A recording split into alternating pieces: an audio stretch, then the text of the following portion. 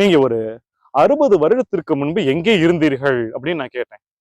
60 வருஷத்துக்கு முன்னாடியா அப்படின்னு அவங்க அப்படி முடிச்சுக்கிட்டு இருந்தாங்க. நானே சொன்னேன், 60 வருடத்திற்கு முன்பு நீங்கள் போன பிறவியில் இருந்திருப்பீர்கள். போன பிறவியில ஒருவேளை இதே 45 வயசோ 50 வயசுலயோ ஒரு ஆணாகவோ பெண்ணாகவோ அந்த பிறவியில நீங்க இருந்திருப்பீங்க. அந்த பிறவியிலும் கண்டிப்பாக இப்ப 45 நிமிஷமா என்கிட்ட அப்படி லிஸ்ட் போட்டு ஒரு பெரிய துன்பத்தை சொன்னீங்கல்ல, அது இதுன்னு ஒரு பெரிய லிஸ்ட் என்கிட்ட அடுக்குனீங்கல்ல, அந்த 60 வருஷத்துக்கு முன்னாடி நீங்க போன பிறவியில இருந்தப்பவும் அப்பவும் ஒரு லிஸ்ட் துன்பங்களை வைத்துக் கொண்டுதான் அலன்னு அலைஞ்சிருப்பீங்க. இந்த மாதிரி யாராவது ஒரு சித்தர்கிட்ட வந்திருப்பீங்க, இந்த மாதிரி கோவிலுக்கு போயிருப்பீங்க, சிவபெருமான் கிட்ட போயிருப்பீங்க. அங்கங்கன்னு ஓடுன்னு ஓடி இந்த துன்பத்துல இருந்து என்னை காப்பாத்து, இந்த துன்பத்துக்கு ஏதாவது ஒரு தீர்வு கொடு அப்படின்னு நீங்க ஓடிட்டே தான் இருந்திருப்பீங்க.